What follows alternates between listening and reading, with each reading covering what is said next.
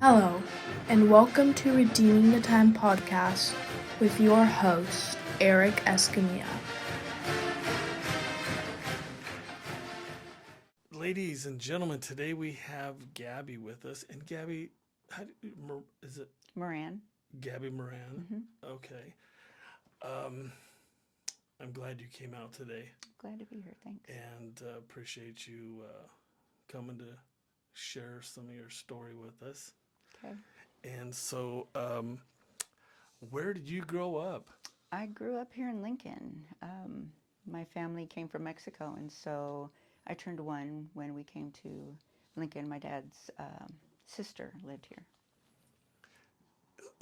So it was the sister that brought the Yeah. family here then. Yeah. So it was Yeah. 1 years old. Yeah.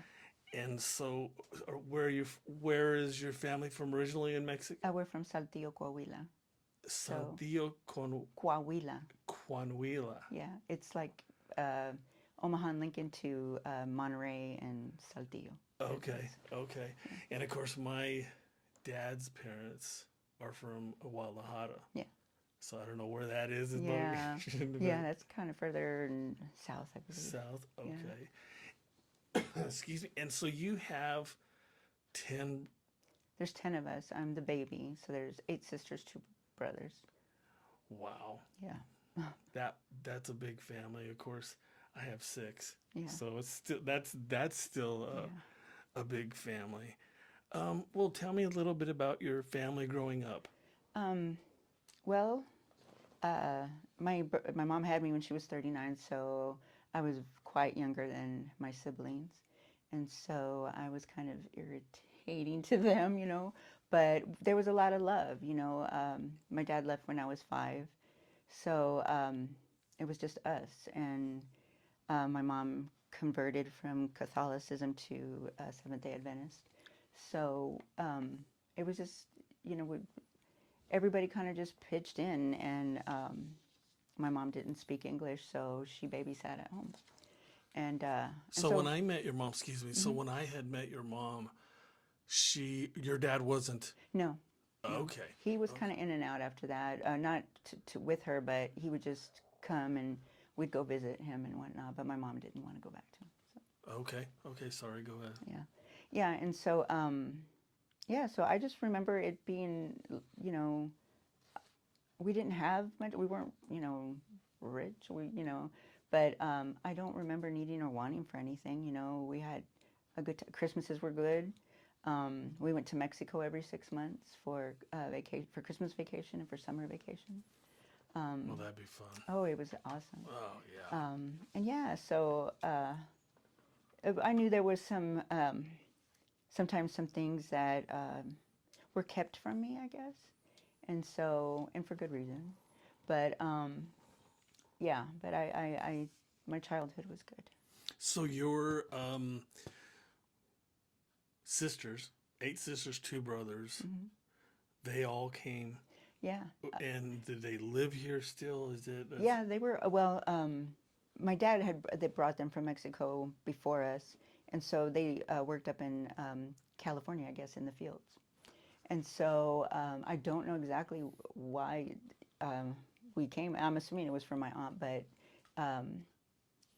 little by little, I guess, he brought everybody here to Lincoln. Mm-hmm. And so they worked in the fields, but they wanted to go to school, so they worked for their citizenship and whatnot. And Did you ever have to work in the fields? no, thank God. I'm a delicate flower. Well, I tell you what, those are some memories. Yeah. And I remember when I was, oh man, I was 5, 6, 7. Really? Wow. And they taught me how Oh, wow. separate. It was beet fields. Oh.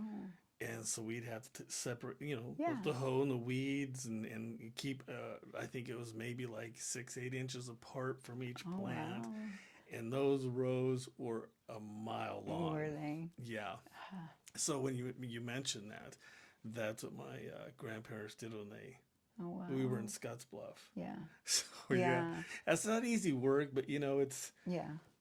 I guess as an older person, I guess it's probably not real labor intensive either. Yeah. But for me, Yeah. at that age, it was. Yeah.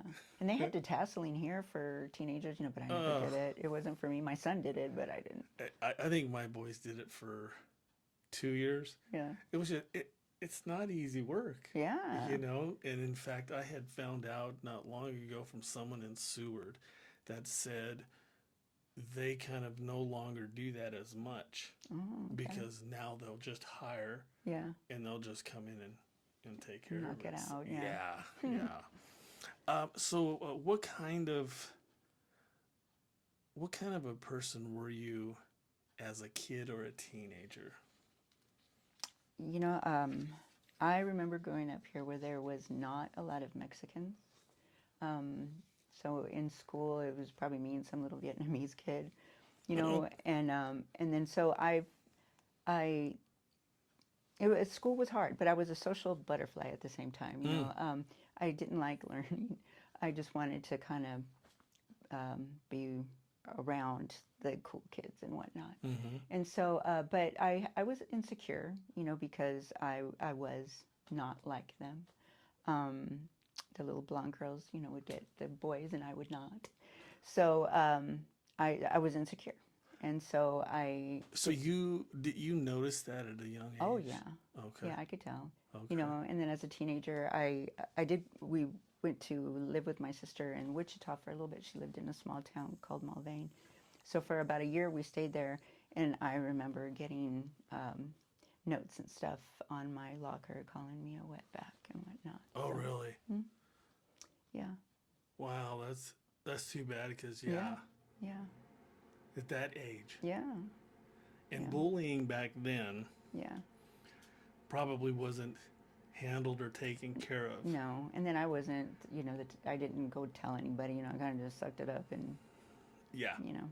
Yeah, that's when you mentioned that, that's kind of like when stuff would happen to me at school. Yeah. And honestly, I was bullied all the way up until like sophomore in high school. Oh, wow. And those types of things you never forget. No. And the background with my family, if I came to tell them something, it would just be suck it up. Yeah.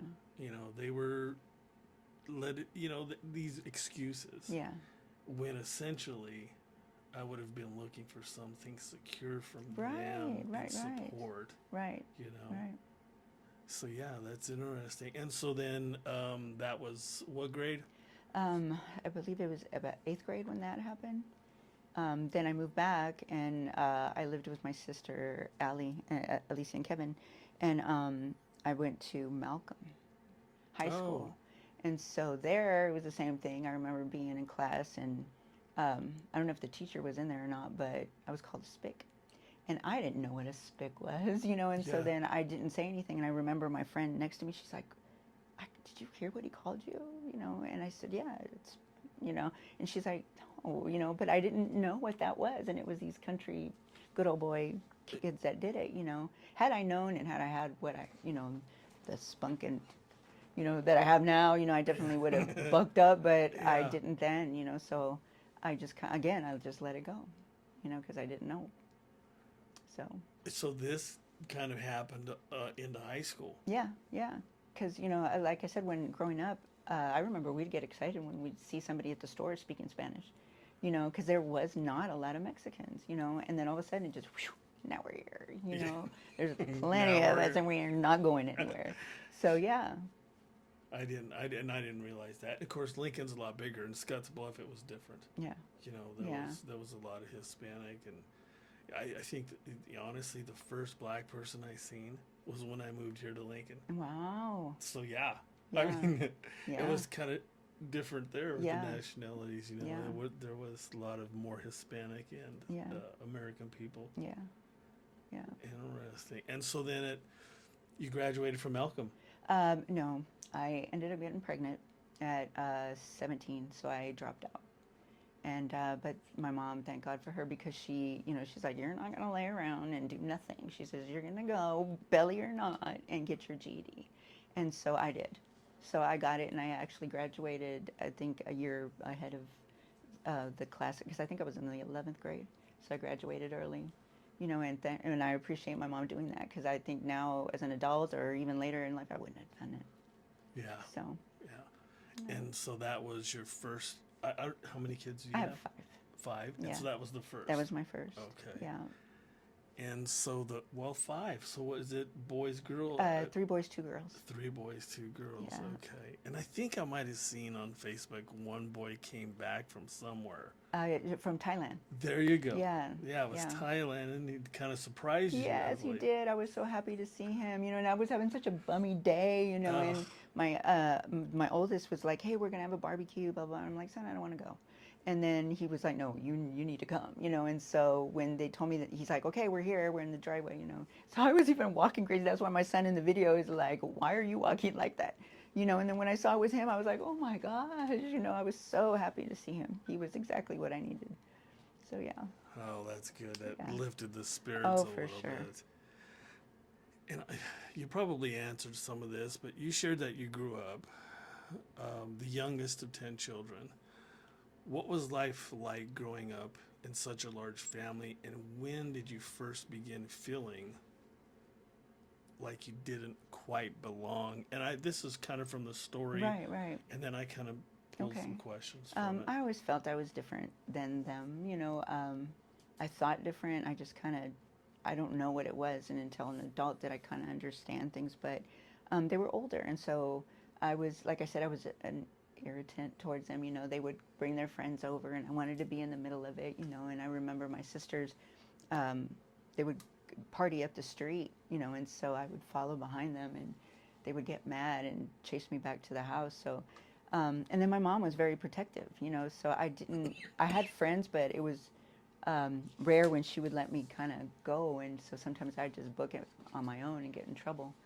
But I would play by myself, because I couldn't, she would never let me spend the night anywhere. So I kind of I was alone a lot,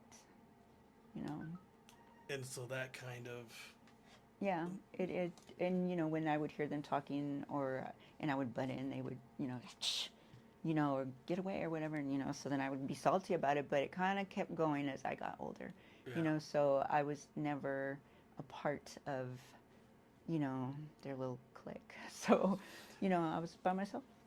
So do you think that it was maybe because you were the baby? Yeah, I think so, and but I felt like, even as I was growing up, that I was never regarded, or, they didn't really include me in certain things, so And how did that, it felt shitty. yeah, Because I love my sisters and my family, and you want to be a part of that. And so as I grew older and realized that I wasn't like them, I kind of pulled away, I guess, and did my own thing.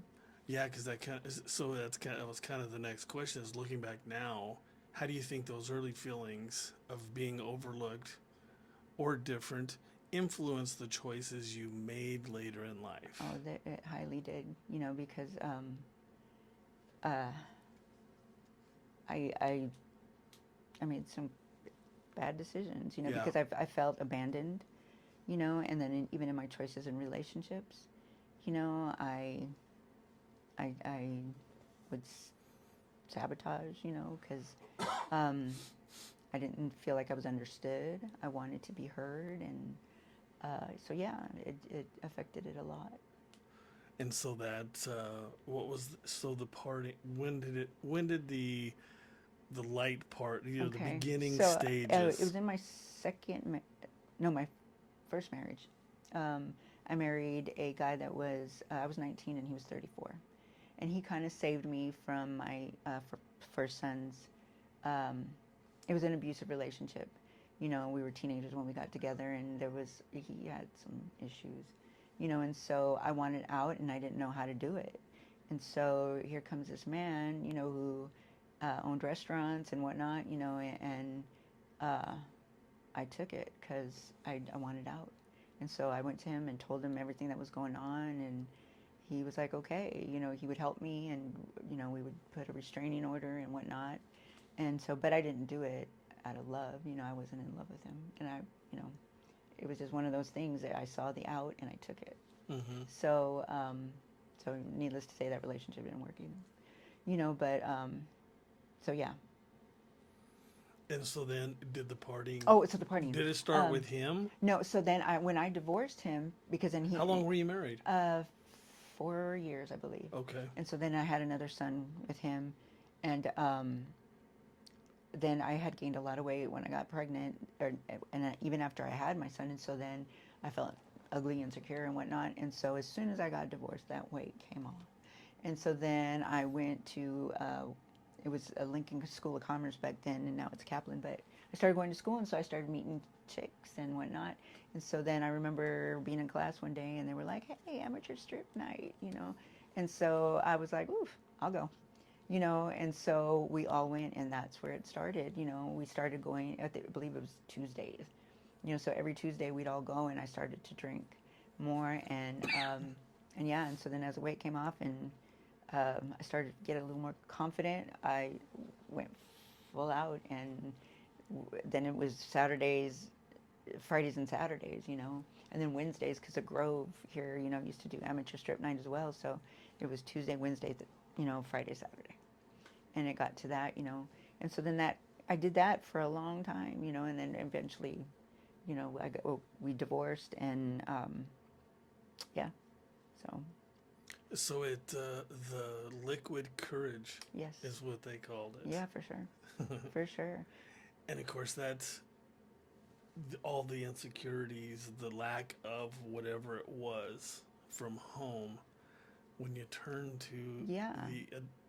the addictions, that made you probably feel better, Oh, for sure. confident, and then then I had these dudes that saw something in me that before, because like I said, in high school and junior high, I didn't feel pretty.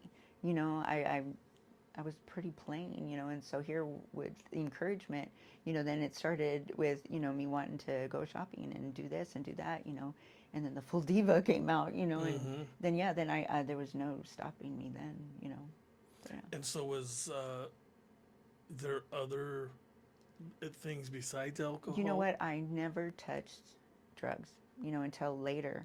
I respected them. I didn't know what they would do to me. So when I would see there would be drugs present, but I wouldn't touch it because, I'm like, no, I don't know what it'll do to me.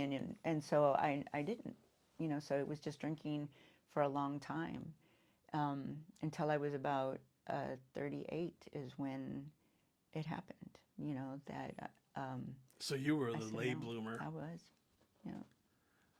And that from reading the story, that was kind of, is that yours? Mm-hmm. Oh, okay. Yeah. Can we turn it off? Yeah. And then I'll put the time on here so he could edit that out. And that's okay. 18.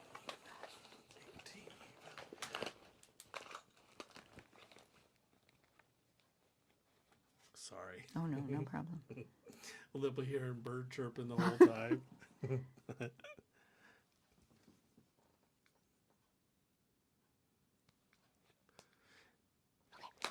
and, and so before the addiction, took hold, who was Gabi? She was a mom, and I ended up getting married to a police officer from Omaha. And so he was beautiful to me, and I thought I was going to be happy. And it didn't turn out that way. He was an only child, and very much, when he would put on his uniform, his demeanor would change and stuff. But he always tended to point out my flaws, where I would tell my friends, I'm like, these men that I pick, they see my light, and then as soon as they have it, they want to blow it out, and that's kind of how it was. He, any argument, it was my fault. You need to do this, you need to do that. And then I remember my niece was the one that told me, she was like, you change up. And I said, what do you mean? And she's like, every time he comes in, you change up, And then when I realized that I did, I was like, holy crap. It wasn't me anymore. It's like my who I was gone. I was trying to fill that, what he wanted me to be, And so where I was partying and I had my girlfriends, he stopped that right away. He was like, I don't like your friends. You need to stop drinking. You drink too much. And I did it. I let go of these friends that I had had for years for him, and then I curbed the drinking. But then I realized, I'm like, damn, because my place So was, he was controlling. yeah, oh, for sure, Yeah. and my place was always a kick it spot. We would work all week, and then, my brother-in-law would call and be like, yeah, let's grill out. And so we would get meat, we'd drink, and that type of stuff. And so when that happened, I was like, damn, I'm by myself and whatnot. And it got hard, being married to him. And so we started having a lot of problems. And so then it was a friend of mine that came and she asked me to go out. I said yes.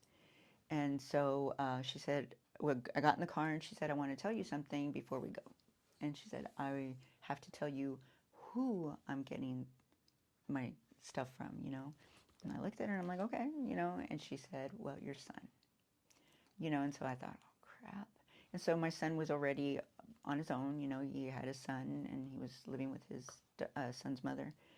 And so I knew that he dabbled, but I didn't know to what extent. So I went with her. He opened the door, and I just told him, I was like, son, be careful. And he said, always. And so she grabbed her little sack of Coke, and we went to the bar. And so as I was in there, we were dancing and whatnot, and then she made the gesture to go into the bathroom. I went with her, and then she busted out 2 lines. And I looked at it, and like I said before, I never would touch it, but she just went like this, and then I just sat there and I thought of all my problems, and I said, fuck it, and so she rolled up the dollar bill, and I took that snort, and oh my God. That was it. I went out and I started dancing, and this is my song, and I let go, and we were having a good time, and I told her, I said, we're doing this next weekend.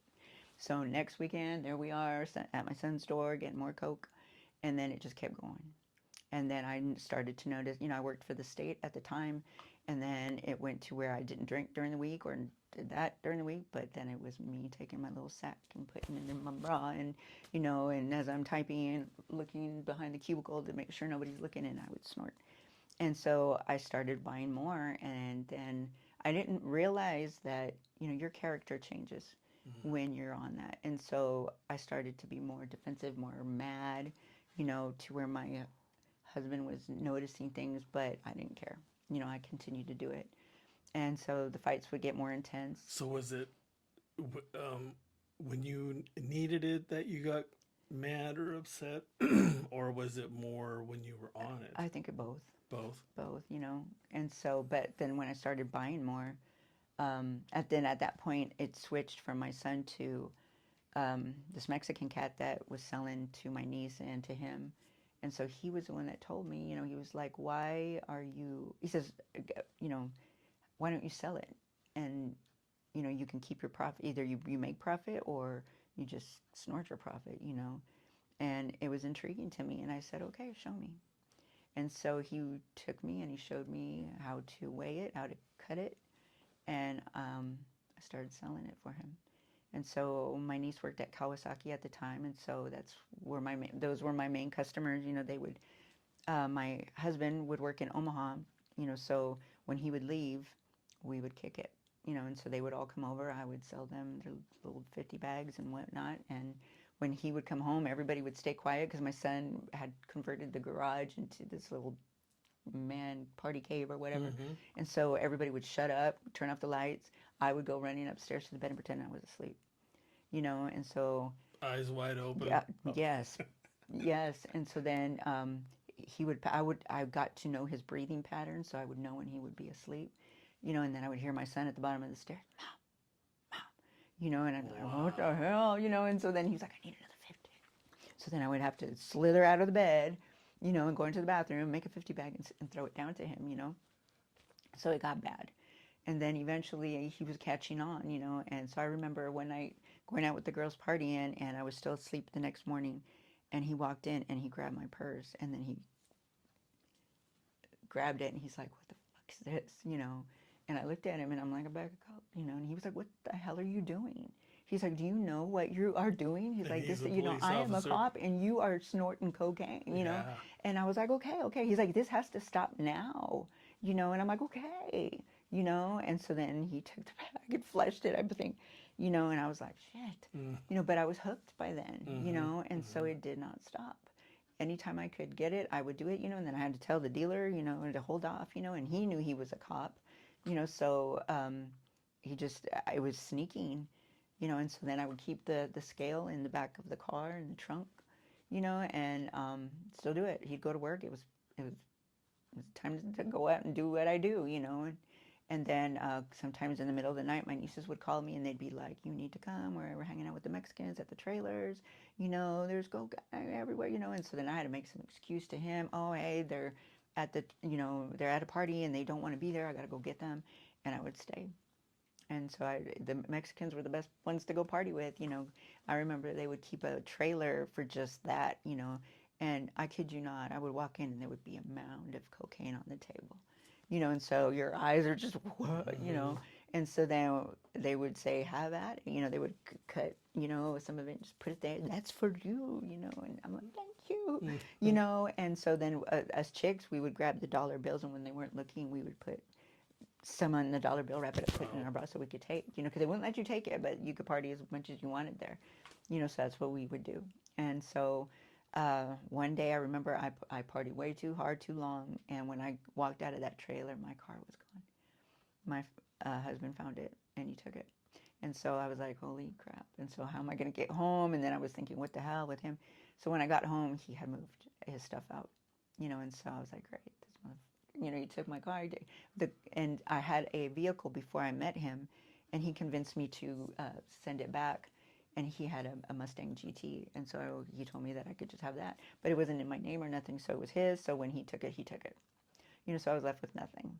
And then I started having problems at the job, and so I started lying and saying it was depression and whatnot, so I could get on family medical leave to kind of not have to be there and what. So yeah, so it was starting to. My life was going bad at that point, you know, um, and then my kids were watching, and they were young. My oldest was out, like I said, but like the three younger ones were young enough and old enough to know what was going on, but I didn't. I would always say, you know, I'm not hurting anybody. It's me, you know. I work all week and this and that, you know. I earned it, you know. And little did I know that I was already causing damage. What was the relationship like with your boy? With um, The it, one that was buying it? yeah. Or Well, it was. I mean, we had a good relationship, but it would not until later on when I switched to meth that it got even worse. You know, and I had to tell him that we would not party. We would not. I would not. And I kept that promise. You know, I would. You know, even after I got out of prison and I went back, you know, I wouldn't, because I did. It would get bad. You know, to where his resentments would come out, and people would be there, and he would be mad. And you know, to one point, you know, he started hitting the pictures that I had on the hallway, and you know, and I saw that it was affecting our relationship, so I stopped. Yeah. and so, how did it lead into meth? So my husband at that time, we did this 3 times, you know, where he would leave me, come back, leave me, come back, and so then he decided that if he moved me out of Lincoln, that it would probably be a good thing, and so I quit my job at the state and packed up all the stuff, and we moved to Omaha, and I was still using it on the DL, you know, and I would. The kids stayed in Lincoln. Um, the 2 younger ones, they um, stayed with family, and so I would. The excuse was, I'm going to go see the kids, you know, and so I would come see the kids, all right, you know, but I would stop at the trailers to get Yeah. my stuff and went. And so, like I said, your character changes. So the fights would be so intense, and so he told me that he says, I can tell when you're on it because your face twitches, you know. And so in arguments, I would try not to make a face, you know, but it was hard, you know. But he said it would twitch, and then he would say that I would do this all the time. So my hands would be behind my back, and I would, you know, don't twitch. But he knew, and so I had to find a way. to make that stop. And so my niece said, try this. And so she had a pipe, and I did. I tried it, and then I took the test, and because he would come home for lunch, and when he came, and and I was smoking cigarettes at the time, so when he'd kiss me goodbye or whatnot, he'd say, you taste like cigarettes, and so I knew it wasn't cigarettes, it was that, but I'm like, Babette, he thinks it's cigarettes. And so I would go into my room, and then at that point, my son moved, my second oldest moved with us, and so, and then my youngest son was living up there in Omaha with his dad. So when they were all there, I would go in my room and go in the closet and lock it and do it, and so then they knew that when they would hear the lighter. So then they're like, we can hear the lighter, and I'm like, what? I would try to make some excuse and what. And so then with him too, when he would come home, I, pretended I needed to go to the bathroom, or I would wait till I could tell he was asleep, and in the bathroom I'd do it. And so he didn't know the difference, And so I've heard that like the high with cocaine is only about like 15 minutes. Yeah, well, with coke, well, yeah, I would say so, but you just want with more and more probably. Yeah, you just keep doing it until your nose is numb. And then after that point, you can't do it no more. So then the meth, how long does that? So when you transition, pretty much, what was the Well, it was feeling definitely of meth? different because cocaine, you feel it, but with meth, it just, you feel stuck, and yeah, it's a stimulant, so then you're like, and so, and at first, it's getting used to it, and because then I had to hide it, so I tried my hardest to make sure that I was aware of what I said, what I did, and whatnot. But like I said, the kids are watching, and so my second oldest got real close with my husband, and so he was the one that started kind of telling on me, and so I messed up big time. I was still selling a little bit, and so this dude had called me. He was a gay dude, and so I had to go to the gay bar to drop it off, and I wanted to go by myself, but my son was like, no, I want to go with you, And so I was honest with him. I said, okay, look, I'm still doing that. I'm dabbling on the side. I got to go drop it off. And he said, okay. And so when I got there, where I messed up was that, but when you're trying to sell your stuff, it's like I have to prove that it's good. So I lit up and I did it in front of my son, and that's what messed it up, And so when we left, I had a pipe full, and I stopped at the gas station to get gas, and when I came back, I didn't notice right away, but I had put my pipe in the middle console, and so when I got back on the road to go home, I looked down, and the pipe was gone, and I'm like, what? And he said, I threw it out, and I'm like, why did you throw it out? Yeah. I'm like, dude, it was a full bowl. What are you doing, And he's yelling at me like, look at you, and of course I'm not seeing, I'm just like mad because he threw the pipe out, And I'm yelling, and I'm like, dude, and not until just recently, because I totally forgot what I had said to him, but they don't forget, And so he had we had a conversation not too many days ago where he was like, you don't remember her, do you? And I'm like, no. And he said, you told me that I had to pay you back for that, And I'm like, oh my God, it's like I feel like shit because I was so out of control that, how was I going to make my son do that, And so I feel crappy for that. Yeah. But I knew right away going home that he was going to tell on me. So I knew that either it was me or him. That How old was he? He was in he was in high school. So I think he was like, school, yeah. So he was old enough. He had his own car and what. And so, so I started, we got to the house, but to the apartment. And so then my youngest son was there. And so then I was just on edge because I'm like, this fucker's going to be home pretty soon. And how am I going to tell him this, My son was disgusted with me. And then the youngest, he was, I don't know what he was doing, but he had dropped some Kool-Aid on the carpet, and the carpet was light. And, I just remember going in full panic mode there because, again, I don't want the house to be dirty because, he's going to yell at me.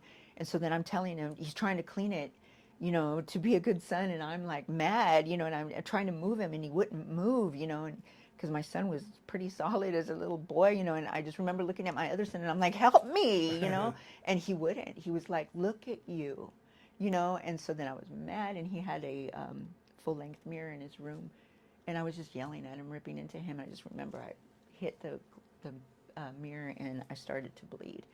And it kind of hit me that you're out of control. And so I remember grabbing a rag, and then my husband called, and he said he was on his way home, and I was like, ugh. So I told him, I said, okay, we were living in an apartment in Omaha where they had underground parking. So I told him, I said, when you get to the garage, I said, let me know. I said, because I have to come down to talk to you. And so I went, and he saw that I had a rag around my wrist, and he said, what happened? And I took a deep breath, and I was like, dude, I relapsed on meth. And I just remember he just put his head down, and he was like, I can't do this anymore, dude. He's like, I'm done, Anna. And I'm like, no, and I started arguing with him. I'm like, dude, but this and that and blah, blah, blah, and he was like, no, I can't do it anymore. So was there any, excuse me, any treatment center at Oh, all through yeah. this In process? between, like in the beginning when I was still on coke, I went to O'Neill, Nebraska, um, and I did treatment there. And then I remember I was doing okay. I wasn't done though. I knew it. Was And that Valley Hope? yeah, Valley Hope. Okay. Right. Yeah, that's where I went. Yeah, I yeah. was there for 27 days. Okay. Well, I didn't Yeah. even make it to that because then Oh, no. the counselor was in contact with him, and I don't know why she would tell me one thing and then tell him another. So then he was supposed to come for a session, and I remember I called him, and he said he wasn't coming. He said he wanted a divorce. And so I was like, well, then if that's the case, what the hell am I doing here for? So I called my niece and asked her if I could go stay with her, and called another friend to come get me, and so she came, and I went back. But then we ended up back together after that. So how long were you there? I think I was there maybe 2 or 3 weeks. Oh, okay. So a little bit of time, Yeah. a little bit of learning maybe Yeah, anyway. yeah. Oh, for sure. And I think I had my first spiritual enlightenment there, because I remember I went to the chapel, because I did love him, and I didn't like what I was becoming, but at the same time that it was that addiction was already in me. It had a hold And of you, huh? yeah, and so I just remember going into the chapel and getting on my knees and asking God to take it, and that I loved my husband, and I didn't want to be like this, and this overwhelming feeling. Mm. It was beautiful though, it wasn't bad, but it's hard to explain, and you never forget it. Mm-hmm.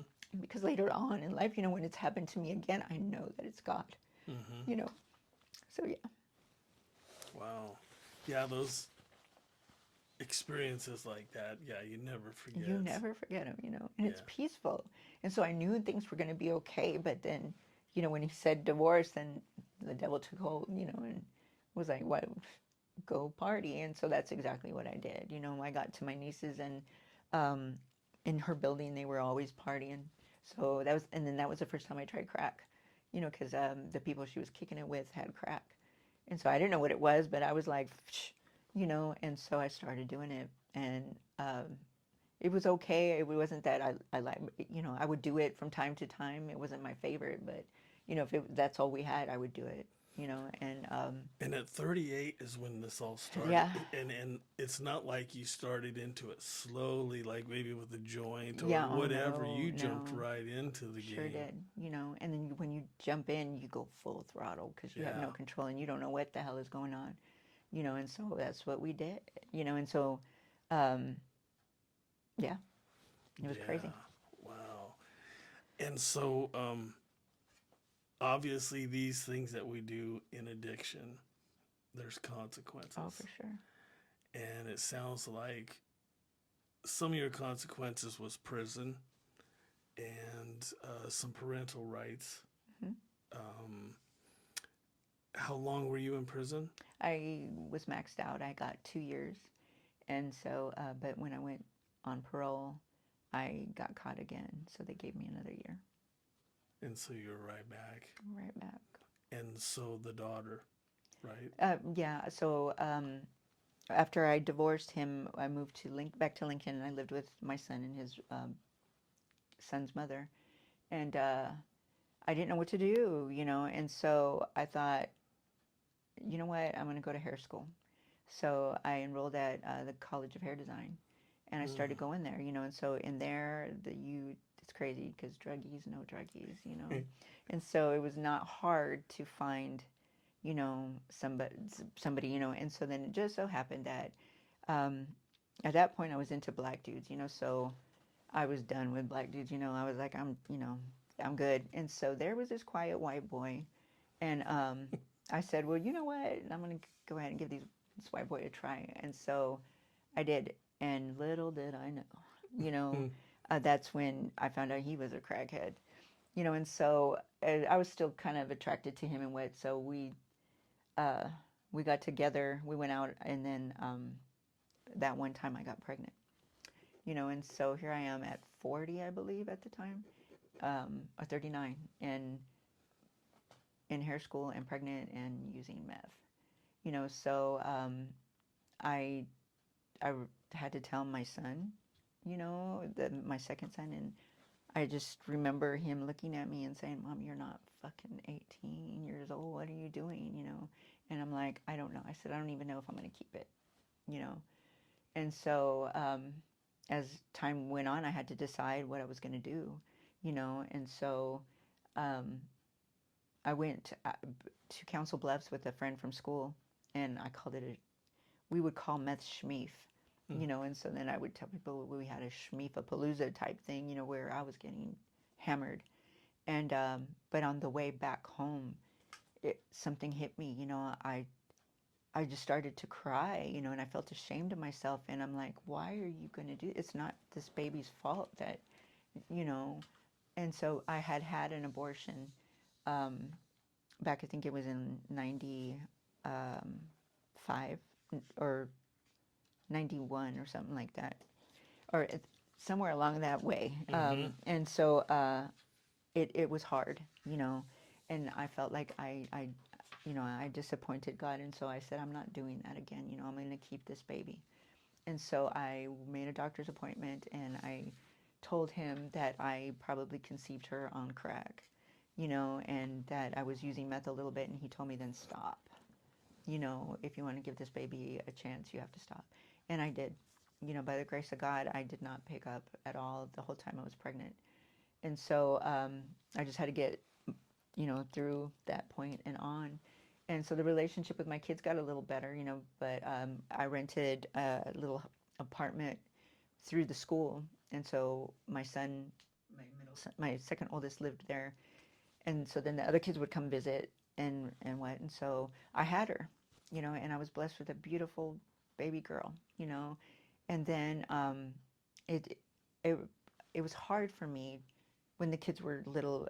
Motherhood didn't come natural to me, so I provided for them and everything, but I think I was not there for them emotionally, And so with her, it came so naturally, I think I was ready, and I adored her and stuff, but I had to go back to school, and so that's where it kind of fell, and then I was hanging around my niece that was in addiction as well, and so it wasn't long until I was using again, but I had promised myself, I would not do it, and I did, and so my second oldest son, was watching, and he would get mad, and I would try to have parties and sneak people in when he wasn't around, but he would show up and he would tell them, get the out, Mm-hmm. and stuff. And so he cared for his little sibling, and so we ended up moving there, and because I had gotten my housing and we got a bigger place, all my kids ended up being there, and I was still going to school, and then I started selling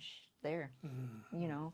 and then I ran into my one of my nephews was in a gang, and so we ran into one of his homies, and me and my niece were looking for stuff to smoke, and he was the devil's friend because he ended up I remember he just gave me two big wads of meth, and I'm like looking at him, and I'm like, what am I supposed to do with this? He's like, sell it, and so I looked at my niece, and I was like, okay, and so then it went from there, and so I started using a lot, but I was also making a lot of money. I Mm-hmm. liked it, and so there was times where I could put the stuff down and just make money, and I just looking at it, I'm like, holy crap, and I was careful who I sold to, and I was making a lot of money, and then um, Were you cutting hair at that point as well, um, or out of college? yeah, I was still at the school,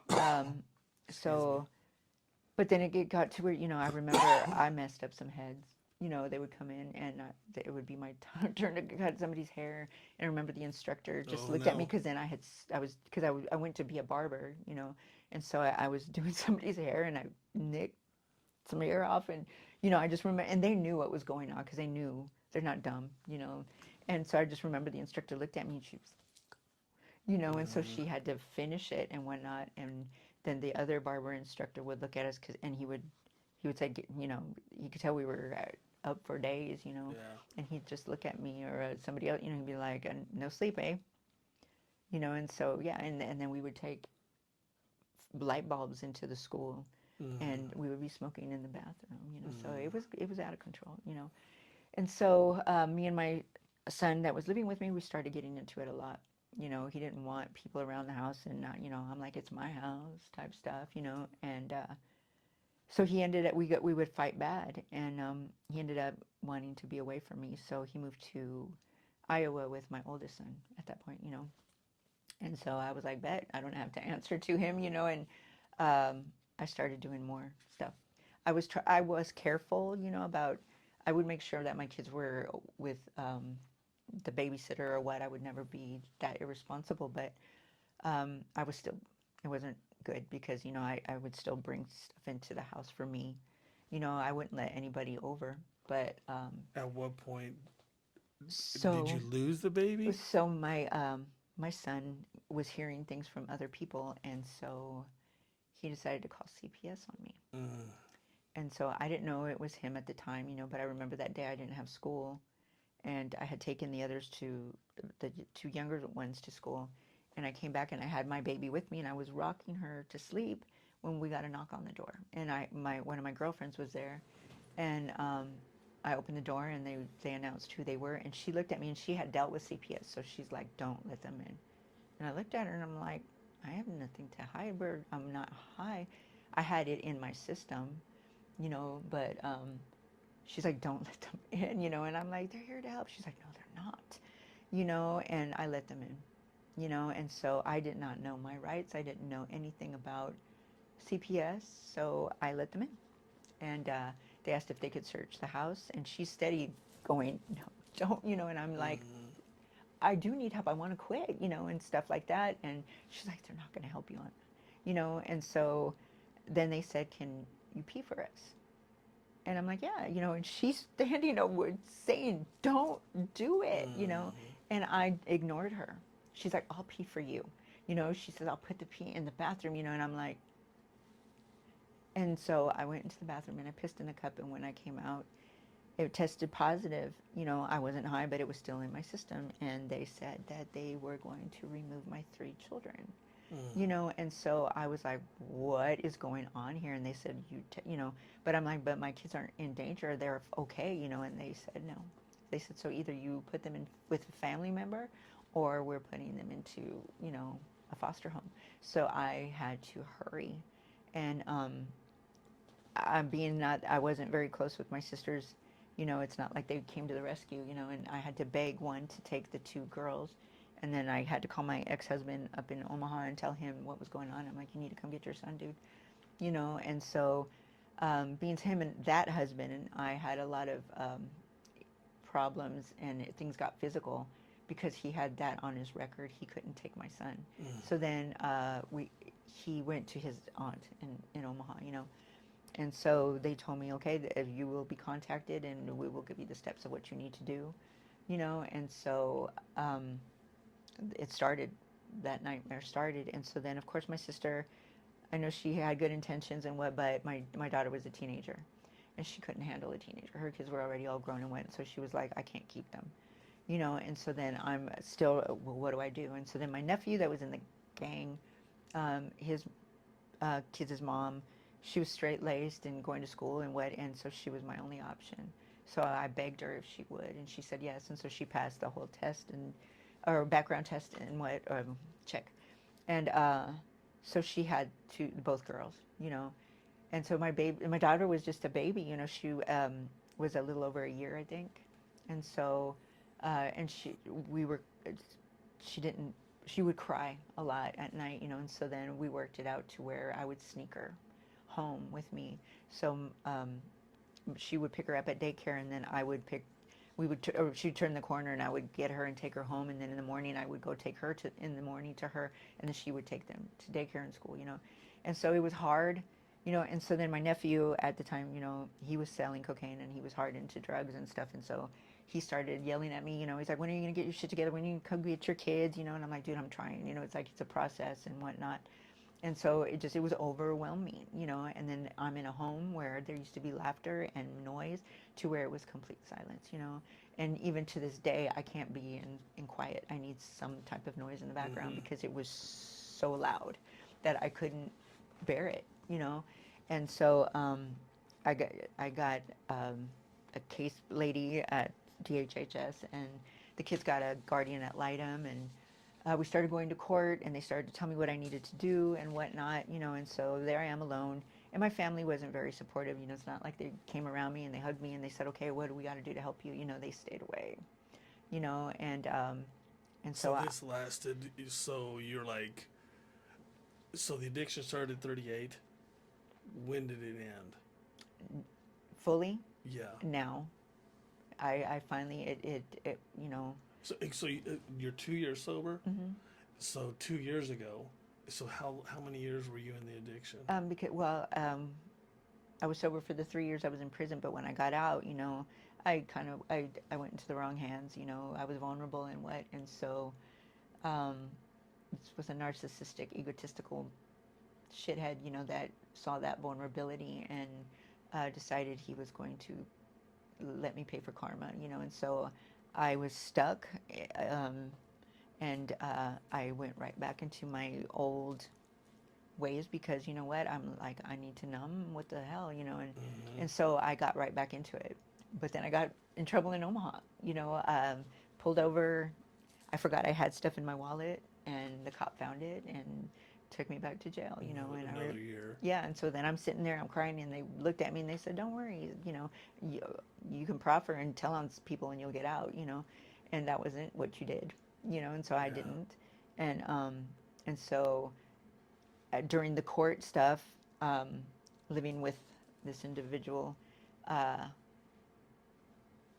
this tooth right here is a crown, and so I got it done when I was when the kids were little, and so but in time I didn't know that it would come out, so I was eating something and the tooth fell out, and so then I was like, holy shit. And you never think that some little thing like that would make you feel freaking, I didn't want to be seen without it, and so then I went and I asked him to help me pay to get it back in, and he wouldn't, and so I'm like, you sorry son, and so when I got out of prison, the people that adopted my daughter, they approached me and they said that they wanted me to be a part of her life, and so but I had to go through hoops before I saw her, so but I was still doing this, so still ways away for me to go see her, but so I didn't go to court because of the tooth, and so I remember calling my public defender and telling her what happened, and she's like,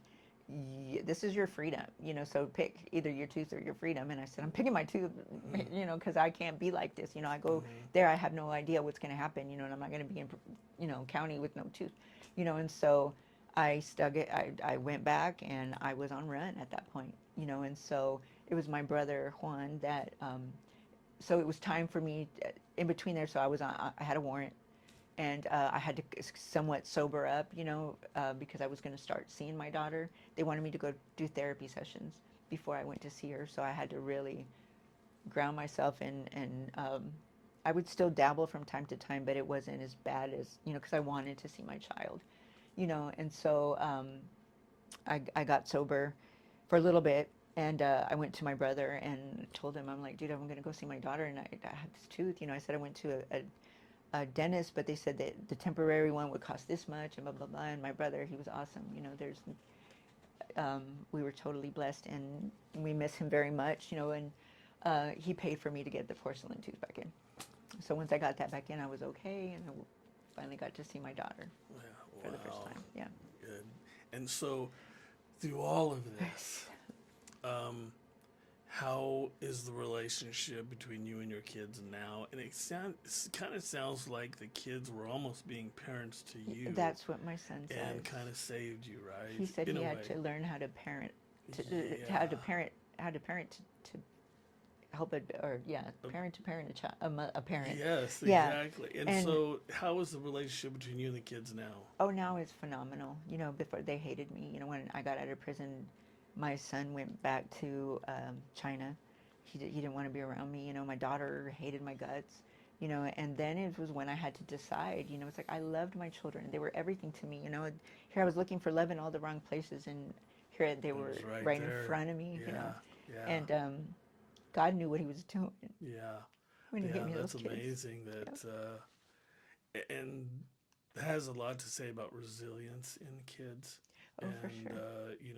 always loving their mom. They just didn't know how, maybe because Yeah, of the addiction, right? yeah, And so that's good to hear. That's yeah. good to hear that's, and I know there's probably tons more to the No, story, for sure. but I wanted to just see how this resonates with you. When it's, don't ask why the addiction, why the pain.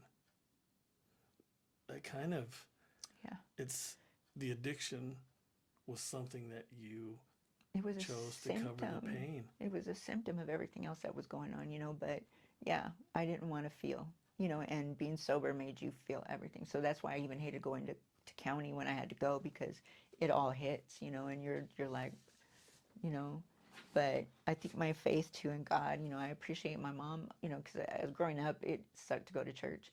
You know, I didn't want to go, but it was always her words, you know, and her prayers that got me through that, you know. And Hmm. I remember being in the most darkest of times, and I know it was her prayers that got me out of there. You And know, can there you was, imagine the struggles and pains that she oh, went for through that sure, you know, and we take for for granted? sure, her praying and 10 kids. crying, knelt down. You know, friends would come over and they'd be like, what is your mom doing?" I'm like, "Dude, she's praying." Until I had my children, did I realize. Yes, yes. So today you enjoy gardening, Hmm. painting, spending time with your grandchildren, I love and them. growing in your faith. How has those things helped fill the emptiness and the addiction once tried to fill? Dude, I can't. I love my grandchildren. You know, I get to do everything right that I did wrong. You know, and my kids, it's still touch and go once in a while when certain subjects are brought up. You know, and they tell me we lived it, we don't want to deal with it again. You know, and but they keep me focused. You know, they're like, "Live in the today, mom. Don't trauma bond and or bomb anybody." You know, and it's like, what do you want to do now? What flip. Bad Yeah, shit happens. But find the opportunity in it, type stuff. And so I don't know what I'd do without them. And so yes, they fill me, and fill the void. oh, for sure. And if you could sit down with the version of yourself who is at your lowest point, what would you want her to know today? To love herself, to not hear those voices that told her she was inadequate, you know, because you started believing it, and I would definitely tell her to love herself, and to stay by her mother, and to just, believe in herself. So yeah. Yeah, and it seems like all the interviews that I do, it just seems like the end result of everything is love. For sure. And that's real important. Once we love ourselves and we get through the process, 2 years. Yeah. I'm 6 years sober, and I think I'm doing pretty good. I have no urges for anything Yeah. at all. Um, but it took some time to n- be compassionate with myself and be curious and kind of flow with it the way it comes instead of creating something that can cause Yeah. maybe to slip up again, type of a thing. Yeah. You got to know your triggers, and how to get through them, And so I'm fortunate that as of now, it's been okay. And there are times where, yeah, your anxiety, because I'm going through a lot of stuff with finances and but I know my how to calm myself. I know who to call. So I So don't. you have that support Yeah. not only from the kids. Oh yeah, my AA people are the bomb. I like to go to the old timers meeting, and I love to hear those old timers cussing up a storm. So it's great. And then I have a friend that helps me out a lot. He's the one that I go at. He lives in a different little town out of town, but he's the one that I call. And I ask him for advice, or I tell him, dude, this is what's going on. And he's always honest. He tells me the truth and what I need to hear. So yeah. So having compassion for ourselves and forgiving ourselves is very important. Yes, for sure. And so there is obviously a lot of people listening, and they feel trapped in addiction or believe they've gone too far to change. What would be your, in kind of closing, what would be your sharing moment? It's never too late. I think that as long as you have that breath of life, you have the opportunity to make things right, and to take things one day at a time. I know that's cliche, but it's true. You live in the moment, and you just you keep going and doing that next right thing, Yeah. And as far as if there's anything you would like to share, whether it be with kids, family, whoever's listening, what would you like to close with and share with people? Just that, I love my kids, and I love them, if they get to see this and what, and everything I do for them. Yeah. And so 2 years, that's, congratulations. Yeah, thank you. And we'll keep praying for you. For sure. And I think that's the big thing is I have that believe, trust, and faith. I have my oldest son is still in active addiction, and his problem came to where he has psychosis, meth-induced psychosis. He's doing real good right now, but it's still touch and go and stuff. And so my prayers that, prayer request or whatever is that, people pray for him because he's a good guy. He's a good father and a good son, and he deserves a better, And sometimes I wonder, as a parent, what I could do, right? And what's really tough is that where I'm at with my kids is that I could just be the best example that I can be. Right. Stay sober and just love them. Yeah. Be there, be available for them. Bug them to death all the time. I do. I'm texting, calling, always, how you doing, what's going on, what's new, what's good, whatever. Yeah.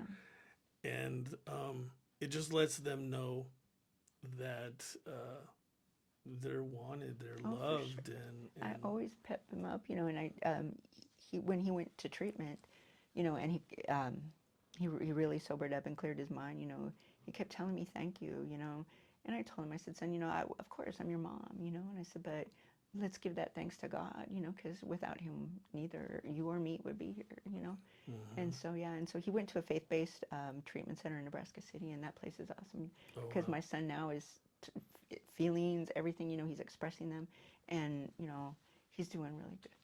That's good. That's good. Yeah. Well, we could probably sit another hour. For sure. But Gabi, thank you. Thank you for inviting me. For sharing your story. I think there's a lot more people than we think who are struggling. Oh, for sure. And we just need to,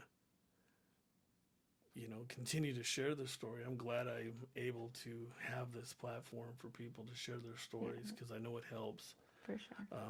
And I'm Eric Escamilla. I'm the host of Redeeming the Time podcast. And we are, all the videos will be on YouTube. And we're on Instagram, we're on X, TikTok, we're on all the social media, Facebook.